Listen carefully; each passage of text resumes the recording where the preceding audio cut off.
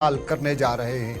आपको बताते चलें, गाजा में कुल मरने वालों की तादाद इस एक महीने में 9,770 से पार कर चुकी है और इन 9,770 अफराद में 4,800 बच्चे भी शामिल हैं।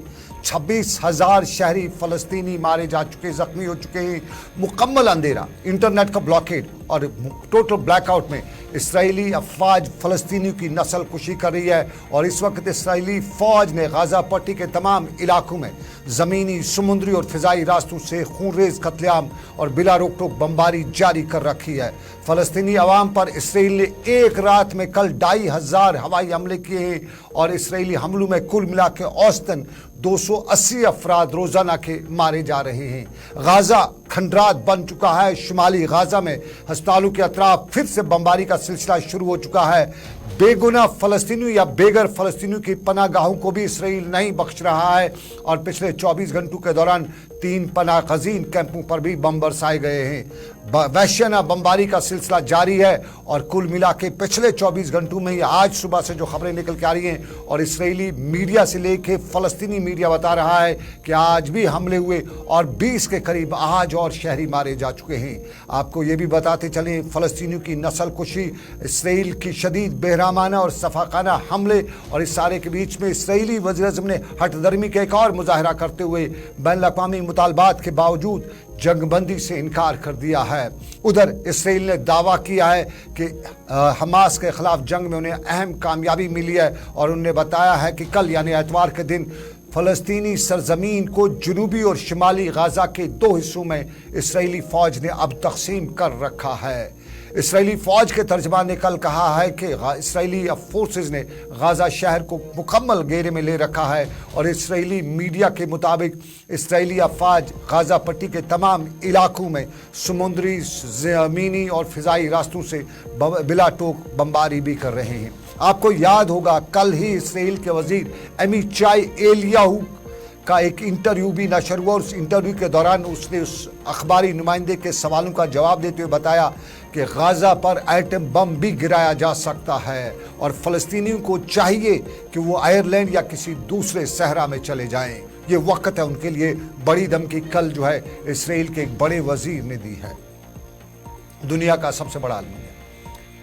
लेकिन अब नाज़रीन, हम अपनी जम्मू कश्मीर का हाई हाल अहवाल आपको बताते चले। जम्मू कश्मीर में हादसों में कोई रोक टोक नहीं हो रही है, लगातार हादसे हो रहे और आज भी 2 हादसों की खबर है।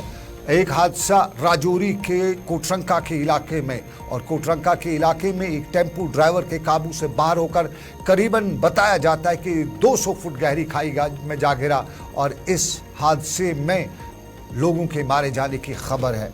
यहाँ जब सुबह हादसे की खबर फैली तो मुकामी आबादी, फौज, पुलिस के लोग इमदादी कार्रवाई में शुरू हुए। ज़ख्मियों को अस्पताल पहुँचाने की कोशिश की गई लेकिन अस्पताल में 3 ज़ख्मी अब्दुल-रशीद वलद चंदा साकिन हैबिगढ़ और मोहम्मद हनीफ वल्द मोहम्मद कासिमुद्दीन साकिन तल्ली और मोहम्मद आज़म वल्द गुलामुद्दीन साकिन दारजी बुदुल ज़ख्मों की ताब न लाते हुए रस्ते में ही दम तोड़ चुके थे। इस हादसे में जगदेव सिंह, उनकी अहलिया करीना देवी, उनका बेटा जगजीत सिंह साकिन बुदुल, नसीमा अख्तर और सबीका कौसर, शौकत अली, मोहम्मद कफ़ील, इम्तियाज़ अहमद, मासूमा बेगम, मोहम्मद अल्ताफ़, मोहम्मद यूनुस जिनका ताल्लुक दारा सकरी से है और इसके अलावा विनोद कुमार, हमीदा बेगम, अब्दुल अजीज़ और इम्तियाज़ अहमद और रशीदा कौसर भी ज़ख्मी हुए जिन्हें अस्पताल में ज़ख्मी किया जा चुका है। पुलिस ने मामला दर्ज कर लिया है। कुंजी मोड़ के नज़दीक टेम्पो को हादसा पेश आया है और सबसे बड़ा अलमिया इसमें है कि ये गाड़ी जो थी सवारियों से खचाखच, टेम्पो जो था सवारियों से खचाखच भरा हुआ था और यही वजह है कि 1 दर्जन से ज़ायद जो ज़ख्मी है वो लोग जो है वो ज़ख्मी हुए हैं और इनमें 4 की हालत को जो है वो नाजुक बताया जाता है। उन्हें मज़ीद इलाज मुआवजे के लिए मुख्तलिफ अस्पतालों में भेजा गया है। क्या खबर है, हादसे की वजह क्या थी, क्या वाकई में ये क्राउड था, ये वो सारी सिचुएशन थी, ये जानने के लिए जमशेद मलिक से सीधा हम राजौरी चलते। जमशेद, हमारे पास लगातार अफसोस भरी खबरें आपके इलाके से आती हैं। आज के हादसे की असल वजह क्या अब तक मालूम हुई है, क्या इंतज़ामिया बता रही है और वो ट्रैफिक निज़ाम जम्मू का, राजौरी का जो है उसने आंख पे पट्टी बांध रखी है या कान से बह रहा है, जो सुन नहीं पा रहा है? इंतजामिया ज़मीन पे, ग्राउंड पे काम नहीं कर रही है।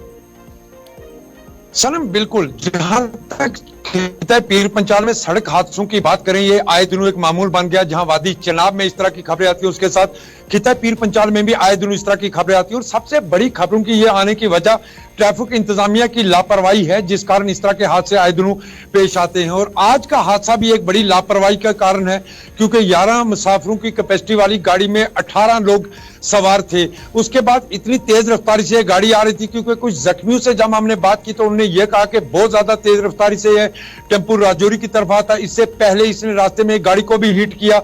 उसके बाद ये आकर गहरी खाई में जहां गिरी है, जिसमें 18 लोग जख्मी हुए, जिसमें से 3 लोगों ने अपनी जानें गंवाई हैं और 15 लोग जेरे इलाज हैं, जिनमें से 3 की हालत तशवीशनाक देखते हुए उनको मेडिकल कॉलेज रेफर कर दिया गया है।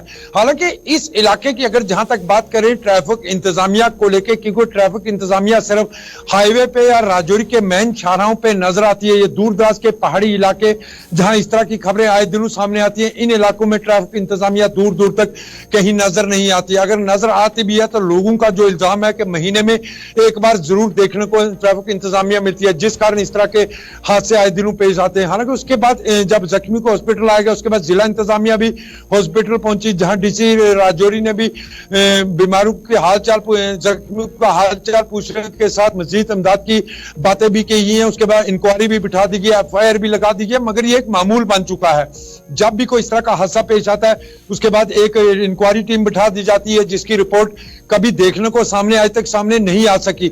मगर यह हादसे न थमने का कारण सबसे बड़ी लापरवाही ट्रैफिक इंतजामिया की, जिसके कारण इस तरह के हादसे पेश आते। क्योंकि सनम पहाड़ी इलाका, हिली इलाका होने के साथ साथ इन इलाकों में ओवरलोडिंग, उसके साथ गाड़ियों के अंदर जोरदार धमाकों से टेप लगाना, जिस कारण इस तरह के हादसे आए दिनों इन इलाकों में पेश आते हैं। मगर ट्रैफिक इंतजामिया की लापरवाही उसके बावजूद भी थमने का नाम नहीं ले रही है। उसके अलावा जरा एक चीज की तस्दीक कर दीजिएगा। कुछ खबर रसां इदारों ने बताया है कि 4 लोगों की मौत वाक़ा हुई है। जरा आप इसकी बता दीजिए, असल कितने लोगों की मौत वाक़ा हुई है, कितने जख्मी हुए हैं? सनम बिल्कुल, ये खबर काफी अफवाहें गर्दिश कर रही थी कि 4 लोगों की मौत हुई है। मगर थोड़ी देर पहले मैंने सुपरिटेंडेंट से बात की है, चंद मिनट पहले, उनकी तरफ से यह कहा गया कि 3 लोगों की मौत हुई है। 3 लोग जो शदीद जख्मी से, जिनमें 2 छोटे छोटे बच्चे भी हैं, जिनमें एक बच्चा 1.5 साल का भी है। ये 3 जो लोग जख्मी हुए इनको जम्मू मेडिकल कॉलेज रेफर कर दिया। उसके अलावा 15 लोग टोटल जो जख्मी थे, क्योंकि इस गाड़ी में टोटल सवार मुसाफिर जो थे 18 थे, जिनमें से 3 की मौत हुई और उसके अलावा 15 जख्मी थे। 15 में से 3 को जम्मू मेडिकल कॉलेज रेफर कर दिया और बाकी जो बच्चे 12 लोग हैं वो इस वक्त जेरे इलाज। बहुत शुक्रिया, अफसोस भरी खबर। और मैं माजरत खा हूँ, कुछ खबर रसां इदारों के हवाले से हमने खबर जो हमारे पास पहुंची तो उसमें 4 लोगों की मौत की खबर थी, जो हमने बताया उसके लिए हम माजरत खा हैं। हम इसकी तस्दीक कर रहे हैं, 3 अमवात हुई है। और ये मामला जो है ये जम्मू खित्ते के राजौरी के कोटरंका में हुआ है। गाड़ी तेज रफ्तारी से जा रही थी, जो मुकामी लोग बता रहे हैं। गाड़ी में 18 लोग थे, तो जिस गाड़ी में 10 लोगों की गुंजाइश उसमें 18। और हमारा ट्रैफिक निज़ाम जो है, ये तस्वीरें नहीं दिखाइएगा आबिद, ये बहुत गिनावनी तस्वीर, बहुत डरावनी तस्वीरें हैं। इन तस्वीरों से डर लगता है। और घरों में हमारे इस प्रोग्राम को बच्चे देखते हैं, ख़वातीन देखते हैं, गुजारिश करें आबिद कि ये तस्वीरें ना दिखाएं। और ये जो अलमिया है, इस अलमिया के पीछे की कहानी सीधी सी बात है कि हमारे सिस्टम का एक पुर्जा जो है उसको ट्रैफिक निज़ाम कहते हैं, वो ढीला है। लेकिन शायद जम्मू कश्मीर के ट्रैफिक हुकाम को मालूम नहीं हो चुका है, शायद वो भूल रहे कि RR स्वैन अब कश्मीर के पुलिस सरबराह है। और RR स्वैन के बारे में सब लोग जानते हैं कि वो किसी को बख्शने वाले नहीं हैं। और इस मामले की भी वो तहकीकात करेंगे। और जम्मू में जो ट्रैफिक हुकाम है उनको बाज़ाब्ता तौर पर RN स्वैन कटघरे में खड़ा करेंगे और पूछेंगे कि रूरल एरियाज़ में ये क्या हो रहा है, जम्मू में आए रोज़ क्यों हमें हादसों की खबरें आती हैं। ये एक तस्वीर का पहलू। दूसरा हादसा भी हुआ है और ये डोडा के जजोद के इलाके में हुआ है। जिस तरह लगातार हमें डोडा से अच्छी खबरें नहीं आती हैं, ये जजोद के इलाके में निजी गाड़ी को हादसा पेश आया है और आज सुबह आया है। और इसके नतीजे में गहरी खाई में गाड़ी जा गिरी।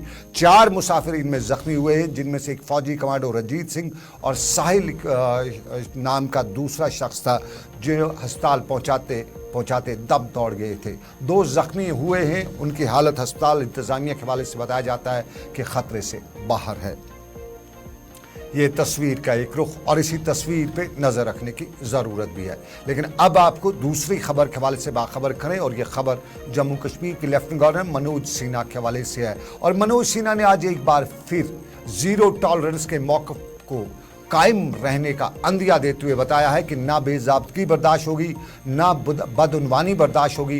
रिश्वतखोरी के लिए हम कुछ भी करने, जिन लोगों के खिलाफ जाने के लिए हम कुछ भी करेंगे, और मिलिटेंसी के खिलाफ ज़ीरो टॉलरेंस सरकार का है। मनोज सिन्हा ने कहा कि मिलिटेंसी के अयानत करने वाले 55 के करीब सरकारी मुलाजमीन को पहले ही नौकरियों से बरतरफ किया गया है और जो कोई भी शहरी मुल्क दुश्मन सरगर्मियों में मुलव्वस होगा उसके खिलाफ कार्रवाई अमल में लाई जाएगी।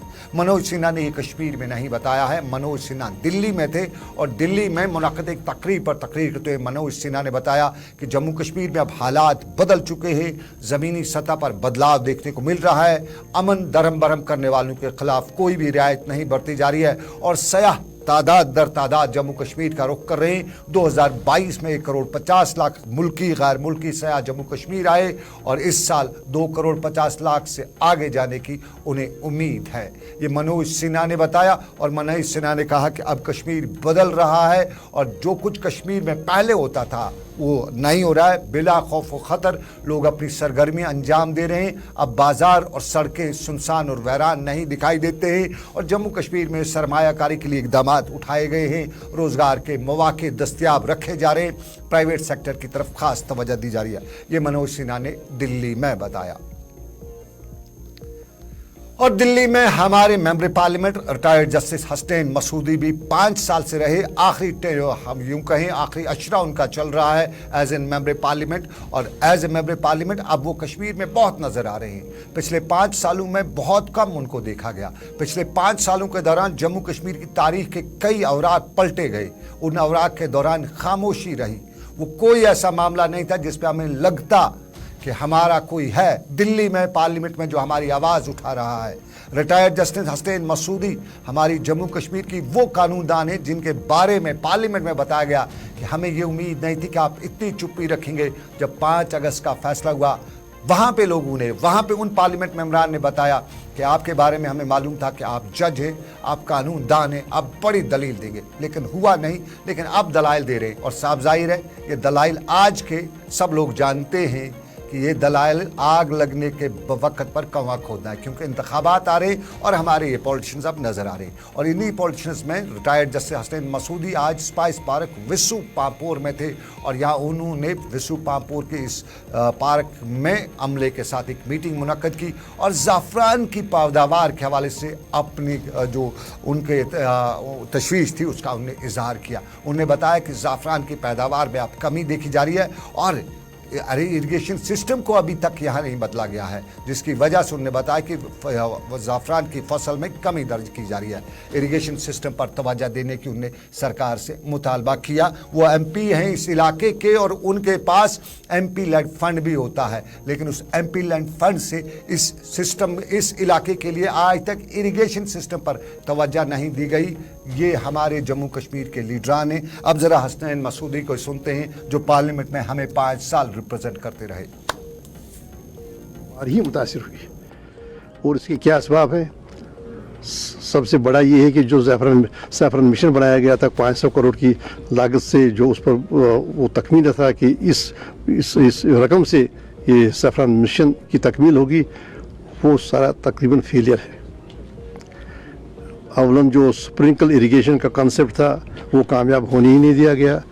जो वेल्स थे वो फंक्शनल बनाए ही नहीं गए और कहीं कहीं पर उन वेल्स के बनाने में भी बड़ी बड़ी शिकायतें मौसूल हुई। इसके अलावा जनाब जिस इलाके में जो सीमेंट फैक्ट्रीज़ हैं उनका पोल्यूशन है, जो लाइमस्टोन माइनिंग है उसका पोल्यूशन है, जो इमिशंस हैं, तो उससे भी एक तो ग्राउंड वाटर लेवल नीचे गई है और जो मॉइस्चर है वो रहा नहीं है और पैदावार मुतासिर हुई है। ये मैंने कहना, देखिए पहले जब ये conceive retired justice Hasnain Masoodi हमारे मेंबर पार्लियामेंट कश्मीर से, साउथ कश्मीर से, और ये आज बता रहे थे कि इरिगेशन सिस्टम नहीं है। ये हमारी रियासत का इससे बड़ा जो हमारे हेड ऑफ द एडमिनिस्ट्रेशन रहते हैं उनके ये सब कुछ सामने है। हम बात खरी कह डालते हैं, लेकिन आपको नाज़रीन बताएं मामला एक और मेंबर पार्लियामेंट का है, चौधरी लाल सिंह का मामला। चौधरी लाल सिंह को आज दोबारा पूछताछ की गई। उस पूछताछ के दौरान क्या कुछ हुआ, ये हम बताएंगे आपको एक छोटे से तजारती वक्फे के बाद।